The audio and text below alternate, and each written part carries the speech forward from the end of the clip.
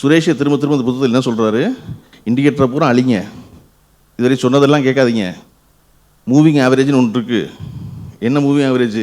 கடந்த 10 நாளில் என்ன நடந்துச்சு, 10 நாள் நடந்ததை போட்டு 10ஆல் வகுத்தோம்னா என்ன இருக்கோ அதுதான் மூவிங் ஆவரேஜ். இது முதல்ல ட்ரேடிங்கில் வந்தது 1948. ஆனால் அந்த மூவிங் ஆவரேஜ் அன்றைக்கி கொஞ்சம் பேர்கிட்ட தான் கிடச்சிச்சு அந்த டேட்டா. அதை வச்சுக்கிட்டு அவன் விளையாட விளையாண்டான். ஆனால் இன்றைக்கி அந்த மூவிங் ஆவரேஜ் எல்லார் கையிலையும் இருக்குது. எல்லா கையிலேருந்து என்ன ஆகுது, மூவிங் ஆவரேஜ் பயனில்லாமல் போயிடுது. அப்போ சுரேஷ் போன பாதை பயனுள்ள பாதை, அந்த பாதையில் 2 பேர் போனால் பயனுள்ள பாதை. எல்லாருமா சேர்ந்து போகிற வழியில் இருக்க மரத்தெல்லாம் வெட்டி கான்கிரீட் காடாக்கி பரபரன்னு காரில் போனோம்னா எப்படி பழம் பறிக்கிறது? அந்த பாதைக்குள்ளே யாரும் போகலன்னு ஒருத்தன் போனதுனால தான் பழம் பறித்து சாப்பிட்டு இருந்தான். இந்த பய போகிற பாதையில் பழம் இருக்கப்படான்னு 2 பேர் மட்டும் பின்னாடி போனால் அவனு கொஞ்சம் பழம் பறிக்கலாம்.